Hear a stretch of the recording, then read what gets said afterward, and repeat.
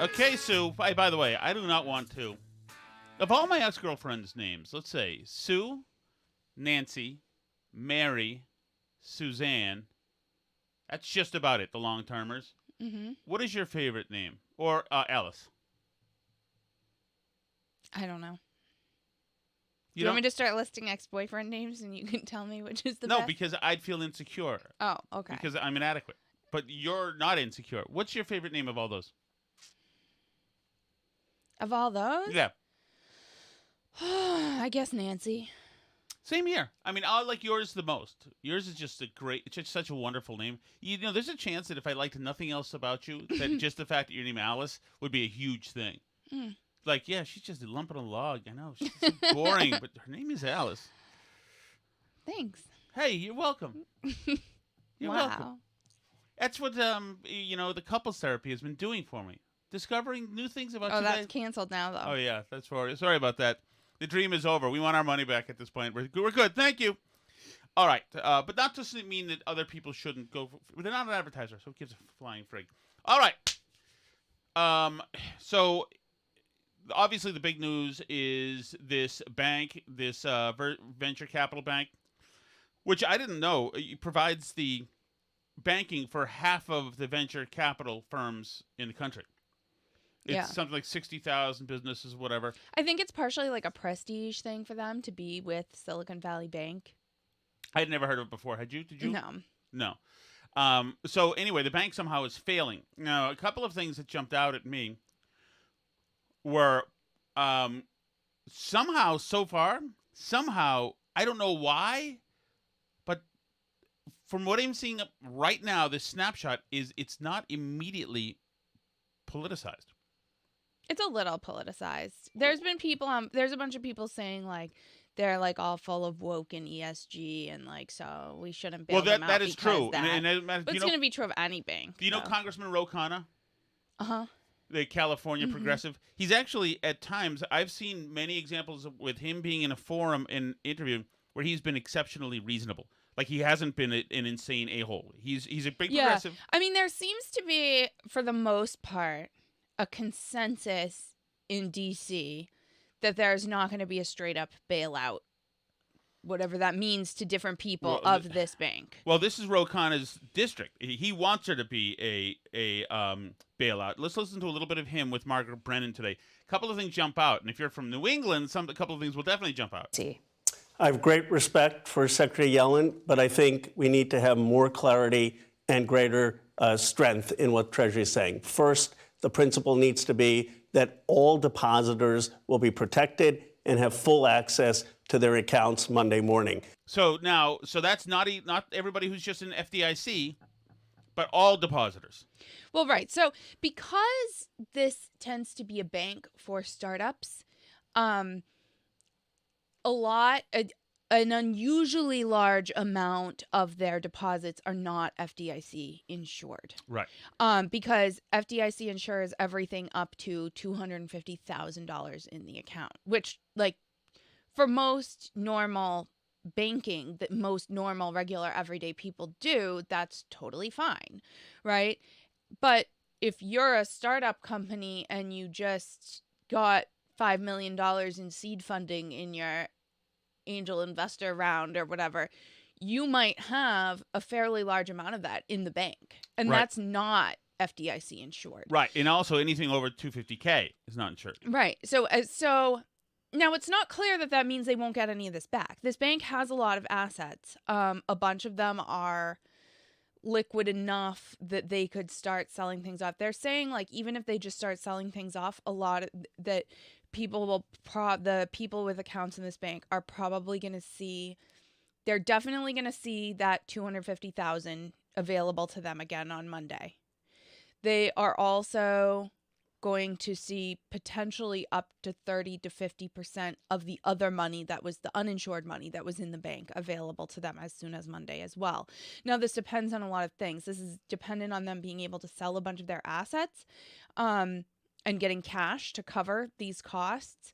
The bank on Friday was placed into receivership under the FDIC. So they're, now under this federal thing, right? They're essentially failed. But I mean, like, there could be before the end of the day today also a buyer. They're accepting bids. Right. They're auctioning the company. And this could be a good investment for some company because they can acquire it at very, very low cost as long as they can, like, meet the obligations to the people who have accounts in this bank to, like, meet their payrolls and stuff. So it could be something where a big bank swoops in and acquires this.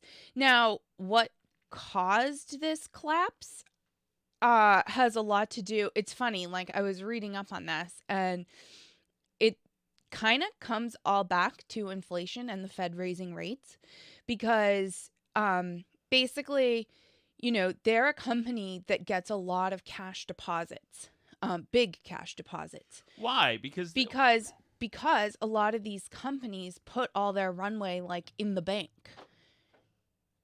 You know what I mean? These companies aren't like... Okay, because these are startups. A lot of these are in the garage still. Right. So you have, like, a year's worth of your payroll and expenses, and you're just chucking it in the bank. I mean, like, whether or not that's advisable for these companies to do, I think they're going to rethink it in the future. Have you ever heard that thing, that basketball player, the guy who's, like, the like, black guy who's Greek, raised in Greece? Giannis Yes. Antetokounmpo or whatever. I'm getting his name totally wrong. But anyway... He famously, like, a year ago, it came to light that because he'd seen financial collapse in Greece, he had his millions in, like, 50 different bank accounts at 50 different banks so that he wasn't over 250K at any one bank. Which is, like, so that, I mean, like, regular people shouldn't do that because you should have your money in, like, if you have that kind of money. I don't. I'm not giving out financial advice because I don't friggin' know anything. But like you said, but it also goes for the bank too, because this bank did not have a diverse set of client lists. So hang on. Yeah, so they didn't have a diverse client list. They're all these Silicon Valley type companies. Stephen Merrick in the chat says his new employers invested heavily in the bank. Lucky you. We have a relation that we saw this weekend whose employer has all their payroll money in this bank. So we're hoping for that relative's sake that obviously somebody steps in with a way for them to make their payroll.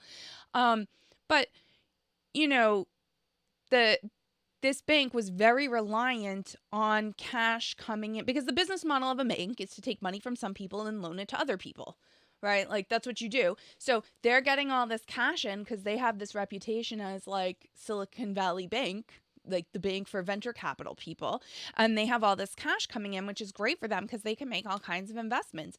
However, a lot of investor cash has dried up over the last couple of years because interest rates went up, and there's also, like, a drying up of capital a little bit in these, like, startup spaces, right? For a variety of economic reasons with the tech sector has been listing badly. Yeah. So this has been going on, so that means they've seen a huge drop-off in the amount of deposits, and a lot of these companies are now not able to raise as much money and are using more of their runway, which means they're taking more money out of their accounts to use it, right? But on top of that, and this dates from the 2008 financial crisis when a lot of these banks had money in very, very risky assets, like those bad mortgages and stuff, right? Do you remember that? Of course I do. So one of the regulations that came out of that was that your portfolio had to be what's called risk weighted. Mm-hmm.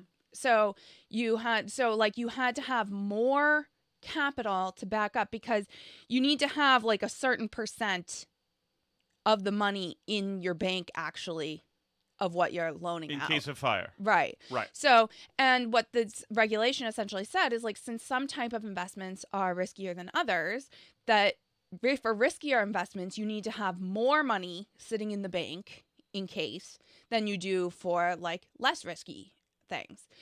But one of the things they said was least risky and actually counts as 0% risk when you're doing risk-weighted asset management are treasury bonds. Do you know what treasury bonds are? Not really, no. Treasury bonds are essentially you loaning the U.S. government money. Okay. So you pay some money for this bond, and then you get it back over time with interest. Okay. So I assume it's tax sheltered as well. The it's bond. there's some favorable things about Yeah. it, but anyway, they're not very high yield assets, but they're considered extremely low risk because they're backed by the U.S. government. And when you're doing risk-weighted asset management, they count as a zero. They're no risk. Mm-hmm. So that's all great until you're a company like Silicon Valley Bank that wants to be able to loan out more with less money coming in, and you then plow all your money into U.S. Treasuries, which sounds great, and then the Fed raises rates. And the Fed had been saying, we're definitely not going to raise rates because we're not going to see any inflation. We'd have to see like crazy inflation, like over 2% for a sustained period of time for us to raise rates. We're not going to do that. That's nuts, blah, blah, blah. Mm-hmm. And then, of course, they did raise rates. And then all those treasuries that Silicon Valley Bank held, and like a lot of banks hold treasuries, they held more than most banks, a lot more, but this isn't an atypical thing to hold bonds. Okay. And so when interest rates go up, those bonds are now worth less, because why would you? I'm holding bonds that pay interest at like 1.79%, and like a brand new bond from the U.S. government is going to pay like 3 or 4%. Like, why am I going to buy this junky one from Silicon Valley Bank that pays so much less interest because it was issued back when the interest rates were lower? Right. So they saw that they were having a capital issue last week, and they were going to be downgraded by all these credit agencies, and they sold all their U.S. treasuries and took a loss of like a couple $2 billion. And all these Silicon Valley investors kind of freaked out. Then their credit rating was downgraded anyway.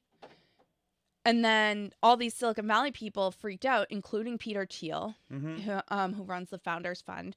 And they essentially told all their companies, and again, this is an issue because it's not a diverse group of companies that's in this. So when you're Silicon Valley Bank and Peter Thiel says, everybody better get your money out of this bank or you're not going to have it, everybody goes and gets their money out of that bank. And that's your whole client list, basically, right? So they drained the bank of the rest of their capital. Well, they tried to, yeah. So Right. They ended with like a negative balance of like $1 billion on Right. Thursday or whatever that day that was. They're saying that they're going to honor wire transfers that came in before 8 a.m. Pacific time on Friday. Because a lot of people are saying they tried to transfer their money out Thursday and everything's frozen. They can't get their money out. Right. And from what I have been hearing, they would need to have money in the account tomorrow in order to make the 15th payroll. Right. So for companies that pay on the 15th. Right. Yeah. The only good thing about this whole thing is that is the name of the Face of the Nation episode today. Can you read that for us? Where? What I just texted you. It's the name of this episode of Face the Nation today.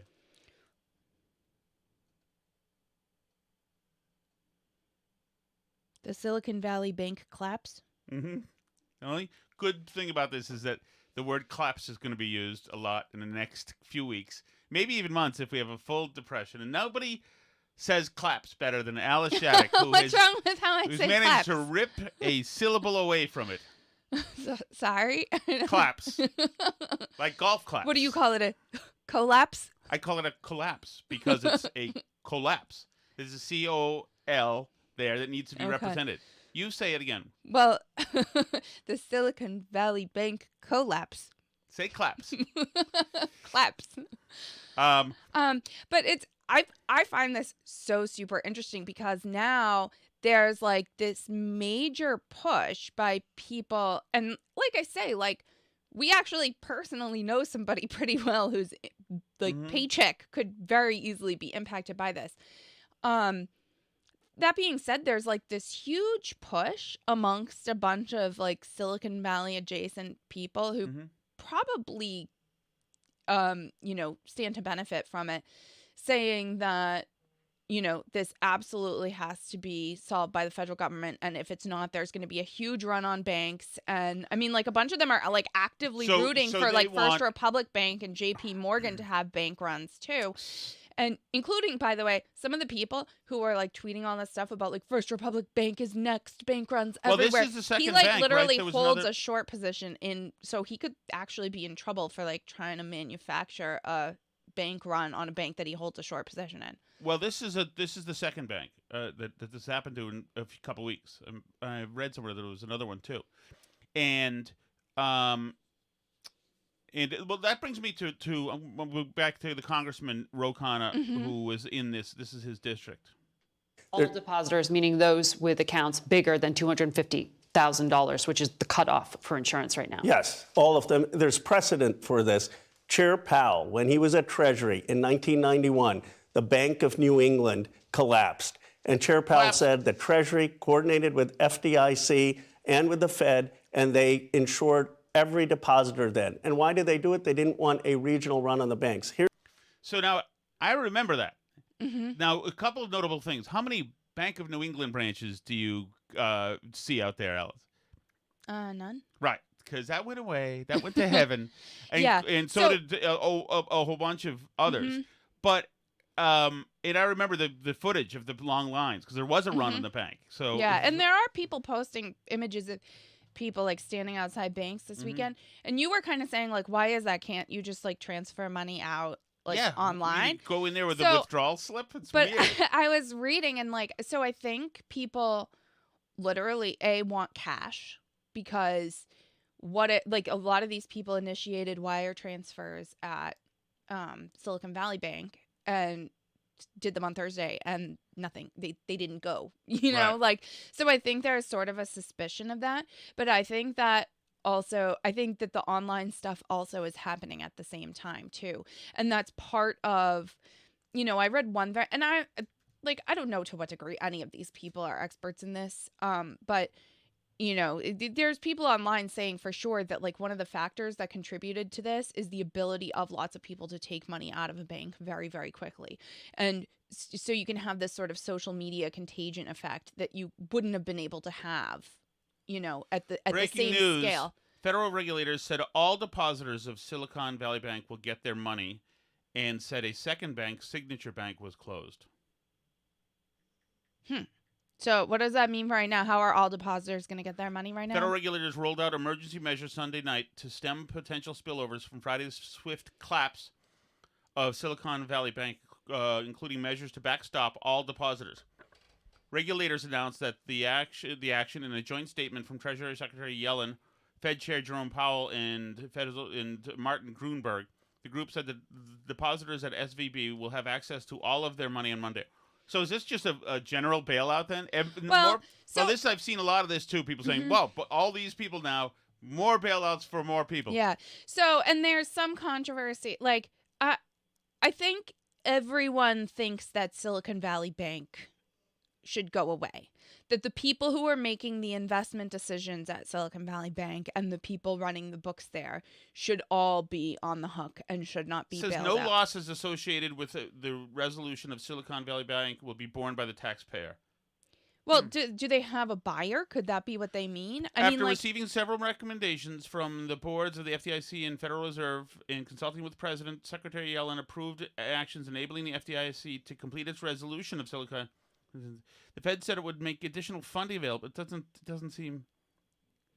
They do have like a clause for emergencies, like if they think it's a systemic risk to the banking system, that Bank Term Funding Program, which will offer loans of up to 1 year to banks that pledge U.S. Treasury securities, mortgage-backed securities, and other collateral.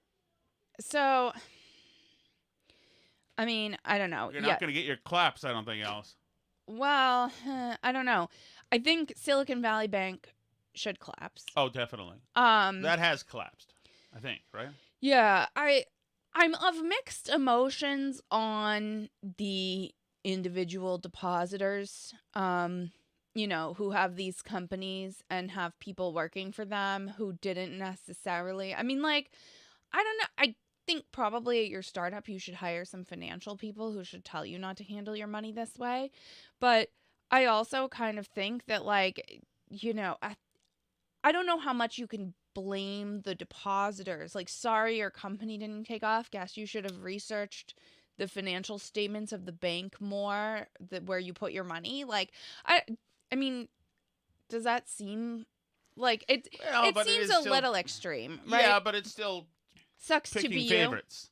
Yeah, no, and so I think that that's a thing, but like those businesses have employees who didn't do anything wrong. Like when I go and work at a startup, you know that working at a startup has risk, but you don't necessarily think to ask like, oh, how much of the investment portfolio of the bank where you're putting my payroll check money is in like US Treasury bonds, right? Like that's not necessarily something you'd think about to ask. Like, can I just see the financial statements of the bank where you're holding the money? Like, I don't know. I'm all for personal responsibility, but it seems to me that there's like a lot of people hurt here who didn't necessarily do anything wrong. And I guess that's true in every crisis like this. But, I also tend to think that some of the size of the risk is exaggerated because a lot of these companies, I mean, like $250,000 is a lot of money. And I don't know, like, if your seed round was like a couple $1,000,000, then how much is like 2 weeks worth of your payroll? Can it really be that much more than $250,000? And like I said, like they're probably going to get, partially made whole anyway, just from the market as this bank sells off securities and stuff. So, I mean, I don't really know. I don't know to what degree this is being exaggerated, but I can tell you that like the sympathy push from the people who are trying to get sympathy for themselves is not having the desired effect on me. In fact, it's somewhat the opposite. Like the more they kind of cry poor, and it like rings just not right to me somehow. And like case in point, the whole this did you look at any of this thing, this Lindsay Michaelides or No. whatever? So basically this woman who has a startup, she put out this whole thread, this like feel bad for me thread, because her money is in Silicon Valley Bank. And it felt like she was laying it on a bit thick to me, but like then I'll just read it to you and tell me what you think. She writes, Okay. "Hi, I'm Lindsay. A bit about me. Ohio mother of 4. I employ a team of 15 as a startup founder and CEO of Strong Suit. I drive a used Honda Odyssey. My husband works in manufacturing. The financial future of my company, team, and family are at risk with the collapse of SVB." So, but this is what I mean about like the numbers here, right? Like you employ a team of 15. So between you and your team of 15, we're Right. talking about 16 people. What's their payroll for 2 weeks? Like if with the $250,000 back in there, what are the chances you can't make payroll? Like if think you you have could. 16 employees, I would think that you could. Like people aren't making $10,000 a week, right? Like it seems like you'd Right. be able to make your payroll with 16 employees and your 250,000 back, right? And then the other stuff is going to come back over time, but I think like you figure it out to make payroll this week, right? Right. I would think. Anyway, the collapse of SVB might look like a 1% problem that only impacts the coastal tech elite. Not true. This impacts small businesses made up of hardworking people making modest mortgage payments in the Midwest. This impacts parents putting dinner on the table. Now, all this kind of implies that, like, she's part of that. She's not a 1%er or a tech elite. She's a parent making modest mortgage payments in the Midwest, right? Right.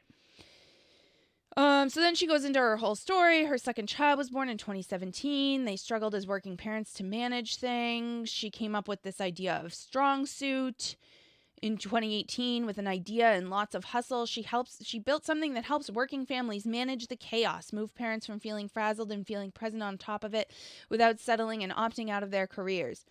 So she quit her job and put $10K into her business, and they decided they could live without her income for 18 months.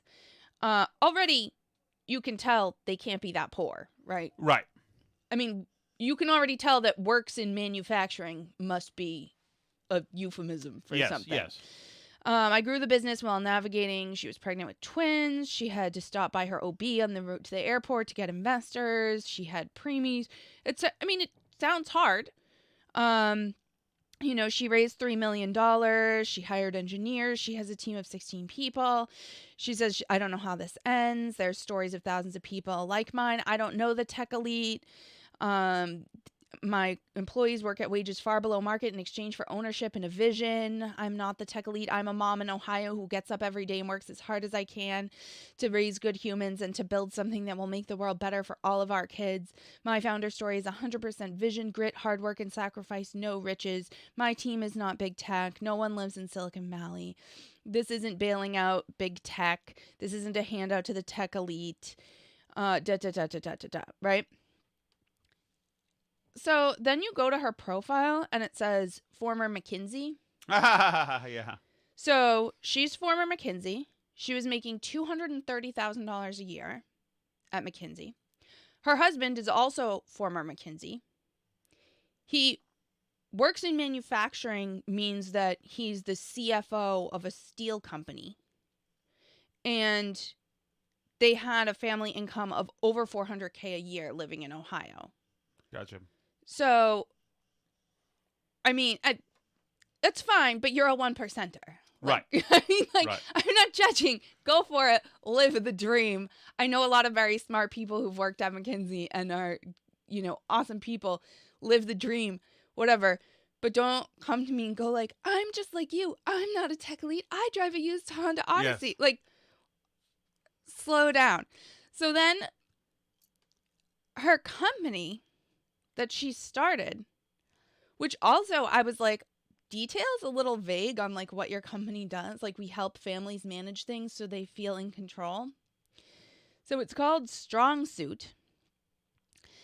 And how it works is you pay them $6,000 a year and they help manage all the stuff that you can't because you and your husband both have extremely demanding jobs at McKinsey. Gotcha. And they help you plan your kids' birthday parties and stuff. It's like Uber, but for I can't manage my household. Are we members? Stuff. We can't afford $6,000 a year. All right.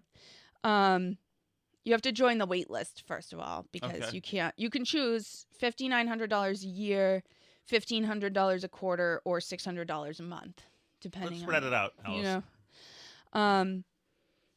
So they can show you how to plan a tie-dye birthday party. It's like a valet, having a valet. Yeah. And it shows you put little tasks in there and they help you come up with things. Spring break camp options, New York City volunteer ideas, virtual baby shower game ideas, Boston custom cake options, festive baby shower ideas, microwave options. So that's the plan. And I think they have clients that are businesses, probably other fake Silicon Valley businesses that buy this service for their employees as a part of their benefits package. Because one of the things she tweeted was in her this week was just like any other. I deposited a 6-figure check from a customer into our bank account before attending parent-teacher conferences. So that's from a corporate client, that you're hiring this service basically for your employees so that they don't have to do mundane things like figure out what summer camp to send their kids to. You just pay the folks at Strong Suit to do that for you. But, which is, again, fine. Rich people need services too. I don't know. I'm not trying to knock rich people. And I don't want anything bad to happen to this woman, really. No. But just the putting out there of the sob story, I'm just a regular mom in Ohio with a Honda Odyssey. And it's so not that at all. Is so cringy. It makes me not want to bail out the depositors. Yeah, I don't want to bail out the depositors. No, let somebody else get effed. Well, and I think a big bank could step in here, but even without a bailout, there's not going to be. They're going to get a big chunk of their money back either way. But as I go through my death spiral, I want everybody coming with me. Screw it all. Light the place on fire. Oh, let's get back to Ro Khanna here. Okay, you More of wanna what he do more says Ro Khanna? is interesting to me. Yeah. Here's what I'm hearing from people in my constituency. They are getting notes to pull out of regional banks, and all of this will be consolidated in the top 4 banks. We don't want that as a nation, especially if you're progressive. The other thing is the payroll companies that are involved. Some of them have 400,000 folks. They're not going to be able to meet payroll if they don't have access to the deposits. And then, go ahead. No, so you wanted to hear from the Treasury Secretary a statement that said the U.S. government will guarantee all depositors? Yes, just like they did with the Bank of New England. Now, here's the sounds thing. like It's he not got going to that. cost taxpayers money because if you look at the financials of SVB, they have the assets. They have the It's like what you were saying. So anyway, he wanted the full thing. So now this is kind of dated now, but I just wanted to Yeah, so he got what he wanted. Right. So if you're somebody who's got an interest in here, or if you're somebody who's deathly afraid you're not going to get paid, which is fine now, listen to Janet Yellen. I want to get straight to it because the markets will soon reopen for There's a lot of people, banking, finance, yada yada, alphas, Yeah. competence, super thinkers, right? trading. Does the government need to intervene and take emergency measures because of SVB's failure? Well, let me say America's economy relies on a safe and sound banking system that can provide for the credit needs of our households and businesses. So whenever a bank, especially one like Silicon Valley Bank with billions of dollars in deposits, fails, it's clearly a concern. From the standpoint of depositors, many of which may be small businesses, they rely on access to their funds to be able to pay the bills. So she's just got this cadence of just detached. Steve says she sounds like Carol Channing. That's right. That's right. You would have seen her in several Love Boats. I don't know who that is. I think she was most known for Hello Dolly, maybe. You don't worry about it. Okay. But she does. She does. But I mean, this is what are these? These messengers are terrible. Like, she's terrible. Yellen is terrible. To others that are sound, and a goal always of supervision and regulation is to make sure that contagion can't occur. And she used that same voice to talk about woke stuff a few months ago as well.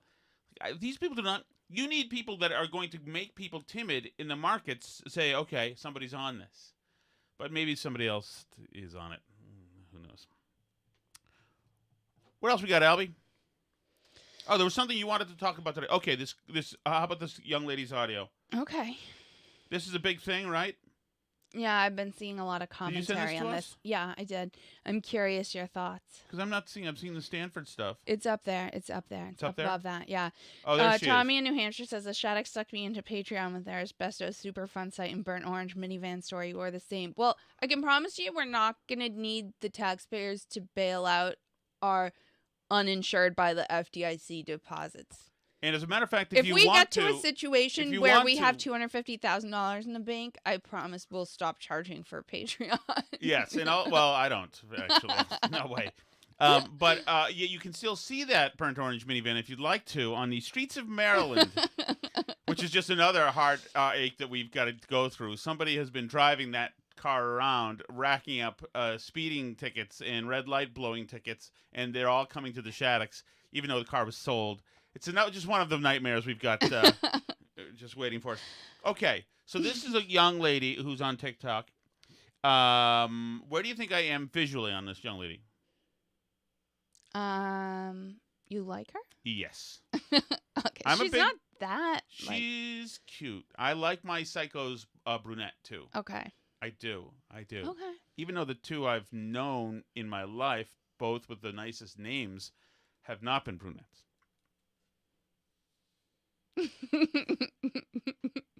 Guys, I just got back from a Hinge date. She said, guys, I just got back from a Hinge date. She speaks Zillennial, so I may have And to she do has like an accent too. Yes. Why am I doing this to myself? So we scheduled to go to dinner We are sitting at the restaurant. Seems very nice. Not a catfish. Not a catfish. What is that? Catfish. It's just the speech to text is wrong. It's not catfish. It's just catfish. Okay. So in other words, He's like what his real. profile looked Okay. like. Yeah. Things are going well. And the waitress comes over. She wants to take her order. And I said, okay, I'm going to take the Branzino. What's a Branzino? I don't know. I'm gonna. I don't know. Too poor to know what that is. I guess. This is just something that millennials have invented. It's a mild whitefish popular in Italian cuisine, usually roasted. It looks pretty good. Okay. And she's hot, so I'm all for the Branzino. And he said, I'm going to take the burger. And the waitress asked him, okay, how do you like your burger? He said how he likes his burger. And do you want some cheese on your burger? And he asked, is this going to be extra? And she says, yes, it's $3 extra. And he said, okay, then never mind. Over there, and I'm like, what the actual fuck? I'm like, okay, I'm hungry. I'm going to eat my Branzino and see what happens. And he's like, oh my God, you have to pay extra for everything these days. And I'm like, yeah, it's New York City. So I got my Branzino, he got his burger, we were eating. And once I was satisfied, I got up and I was like, I'm going to the restroom for a second. And I took my purse and I went to the waitress and I was like, hey, I just want to pay the bill. And I just paid the bill and walked out of the restaurant and I texted him. So I texted him, the check is taken care of, you should have gotten the cheese. And I blocked him. Here's my ruling. Mm-hmm. She's absolutely right. He's a pussy, and it shows a complete lack of character and it's self-absorption that he was worried about the $3 cheese. Also, if she's ordering the Branzino, it's obviously an Italian restaurant. Mm-hmm. The fact that he got a pedestrian cheeseburger means that she should have smashed the bottle of Prosecco over his head.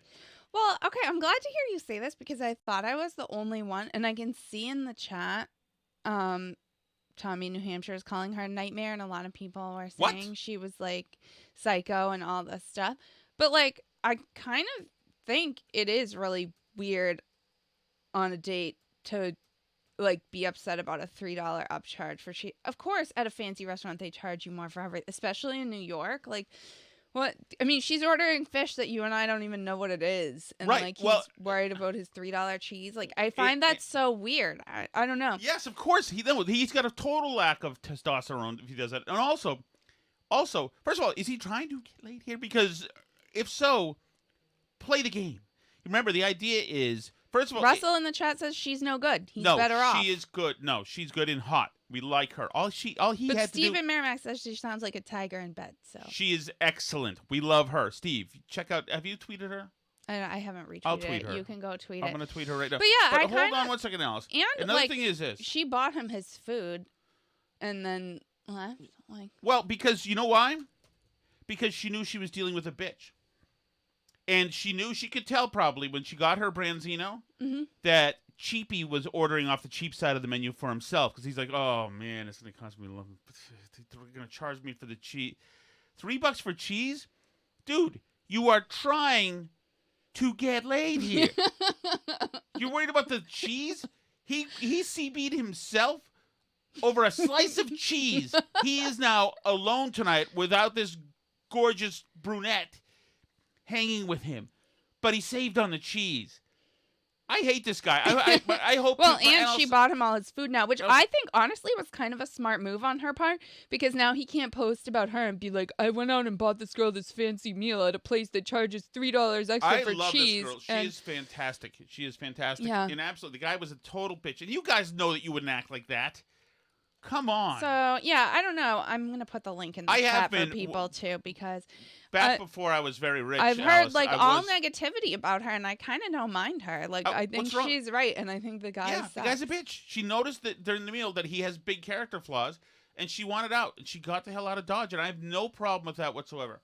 No problem. And believe me, she would leave on our date as well, but it wouldn't be the cheese. Okay, it would be everything else. But it was going well, and he screwed that all up because of a slice of $3 cheese in New York. Everything is a cocktail is $27. which I assume he didn't order. I assume he's not ordering. Guys, I just got back from a Hinge date. What's a Hinge date? Hinge is a dating app. Oh, okay. I like her. I like everything about her. Buttigieg and Chastain met on Hinge, I believe. Did they? I think so. I think that's what I read. Pete got the cheese, I bet. Probably. All right, should we do the Chelsea Fire Hot Sauce Chat? People don't like our looks. I don't know. Why? What's wrong with you I guys? don't know. The Wakefield malt says she's okay, and Stephen Hughes changed from not guilty to guilty on the basis of. Oh no! Yeah. She's a good-looking woman. That's a good-looking. Guys, come on now. That is a woman who, I mean, mildly, she's got a little bit of Louis Rukeyser look in a tiny I bit don't know of what that means. tiny bit of George Washington in Julian Lennon. But other than that, she would really selling it. Honey. She would look damn fine. Her and her Branzino, no problemo. I am not skimping on a cheese. Somebody says their date Tom asked for extra cheese and pulled out his own hot sauce from his pocket. Yeah, just bring your own cheese. Tom did? Honestly, Who did? Dave said his date Tom asked for extra cheese and pulled his own hot sauce out of his pocket. I would if let me tell you one thing. If I was single and the woman did that, pulled Chelsea Fire hot sauce out of her pocket, I would be on one knee proposing immediately. Remember, I do think you actually partially fell in love with me when I told you in a restaurant that I believed all things like fries were just a vehicle for getting more sauces into your mouth. That's a turn on when you say it now. Yeah. Yeah. I remember a woman. But you were like, yes, I've been talking about this for years. A woman who looked like this girl came into the Red Hat, 1993. And 2 years after the Bank of New England famous run, as a matter of fact, she came in and ordered a shot and a beer, shot her Jack Daniels, drank her beer, and then ordered another one, shot her Jack Daniels, drank her beer, and then got up and walked out. And there were 11 men ready to spend the rest of their lives with her. There are some moves you can make as women. And you know what? A woman who orders a good Branzino. That's what I look for. Okay. All right. You ready? Mm-hmm. Chelsea Fire Wicked Hotline, which is brought to us actually by Chelsea Fire Wicked Hot Sauce. We're Which gonna bring some to the Nutmeg State. I'm not yes, saying any more. where we are going on Tuesday, barring catastrophic weather events. But it's a really good hot sauce, heat and flavor in one great sauce, and they donate 5% of the Your proceeds heat and flavor. to the Fallen Firefighters Foundation. Hey, do you want to tell people what I did today for you? Not only did we go to the FM station, which is in Newburyport, it's an excellent breakfast place. Which did you love it? You didn't love it? I liked it. I thought it was great. I think they're great. But you ordered. I liked didn't what order I. well. I liked what You I didn't ordered. order well. I liked what I ordered. What was your problem with the place? I didn't have a problem with the Well, place. be more exuberant I liked about it. It's a great place. I liked it. It's I a just great was place. thirsty while I was there. Well, did you order water? Yes. And they didn't bring it? They brought it, but it was like 75% ice, Oh, and then nobody refilled it. ice counts as water. No, because you can't quench your thirst with it. So You can't? No. What does it do? Go to your different I your don't second know. stomach? I don't know.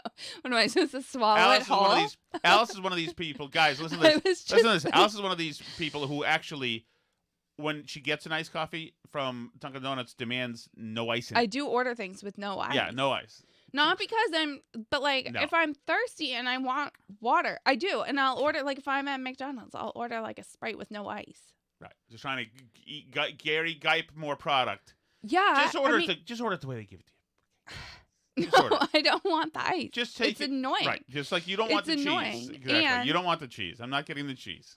And by the way, in this case, I was just drinking water, which I assume is tap water anyway. Mhm. But if I'm ordering something that's not water, I don't want dirty tap water ice in it. Did you know what Have we you used to call- seen ice machines? They're really gross. I've seen a lot of ice machines having the robust food and beverage background I have. You know what we used to call tap water at the Harvard Club? What? Tapier. Oh, very, very fancy. Yeah. Ready? I'm ready. You look cute. Thanks. Are you not? Trish also orders with no ice. Just saying. Ugh, Trish, come on. I don't like ice. I just take the ice. Just take the cheese and take the ice, okay? I just don't want ice. I think there is a market for you, Tom, All right. in the OnlyFans world. I just don't know how many people through the Burn Barrel would actually watch it. I'm personally not a fan of that stuff. Yeah. But yeah, how many people? There'd probably be a lot of people that would watch a submissive bear being led around on a dog leash and put in a Like stockade, Sam Brinton. and their ass whipped. Yep, Well, the bear's there's a not- market for that. I don't think the bear's supposed to be submissive, although I could be wrong. I'd do whatever. I don't care. Hey, John. Hello. I was on a walkabout and I thought of Tom, so I thought I would just call from Greenwood and Ooh. give a quick. You know what Greenwood is, Alice? It's a region of Wakefield. That's correct. It's a hilly area there. And you know who lives in Greenwood now? Comedian Paul D'Angelo. Wow. Did you know that? Good Wakefieldian. Great man. Great guy. We should get him on. Get him on. Music review from the North Shore. So I went to the Melrose Symphony Orchestra All right. about a week ago, and they had an opera night, which was great. They had a bunch of singers there to belt out these. D'Angelo told me that one of the jokes was there was a joke about Greenwood because it was like 70s and 80s heavy smoking pot area too. Sorry, John. I'll rewind a little bit. A bunch of singers there to belt out these, arias, which was cool, and some narrative to go along with it. So you learned a little something, very cultural. And it turns out on the 28th, there's a Reading Symphony Orchestra, and it's going to be in the Galvin in Wakefield. And they are doing like a Middle Eastern theme. And I asked the guy if they are having belly dancers, and he said no. So Oh, no. I don't think they are going to make as much money, but it will be good. So that is what I have from Greenwood. One of my worst showings ever was making a pass at a belly dancer. Did I ever tell you about this? No. It was right after there was a concierge event like 20 years ago or something, right out next to the Clatta, the old on St. Botolph Street in kind of the Back Bay South End. And there was a belly dancer there, and we were talking for a while, and then we were out in the street, and I thought, you know what? I'm just going right in for the kiss. And she did a Matrix-like swerve to get out of the blast zone like I've never seen before, and then she scooted away, and that was it. Sorry about that, ma'am. I figured I'd give it a shot, What are you going to do? I mean, usually it always turns out to, where I close a deal, Alice, right? So, in case you think I'm not cool. Which will be quicker? Tim. The time it takes Congress, the Uniparty, to pass measures to bail out the SVB stakeholders, I guess you call them, the uninsured, the people who gambled with their money and took a risk and lost, or the time it takes Tom Shattuck to actually tell a story and get to the point. I say Congress. Woe betide you, Tim. I think Congress will be dare quicker. you. It sounds like they already did, basically. Yeah, I mean, well, I there's don't know no about such thing as Congress anymore. The new Congress is the executive branch, and they did this in record time. Yeah. So I do hope that they're gonna have a buyer here from like the private sector, but Just wrap it up, Alice. Okay. Sorry, I apologize. Anyway, when we get to the other side, there was something else I wanted to talk about. Yeah, there was something today you had that was cute. That was going to be fun to talk about. Yes, and we're going to talk about the Stanford Law School thing in the Patreon show. Yes. I don't know what else there is other than that, but Okay. anyway, but we are going to talk about the Stanford Law School thing on the Patreon show at patreon.com/burnbarrel. C'est la vie.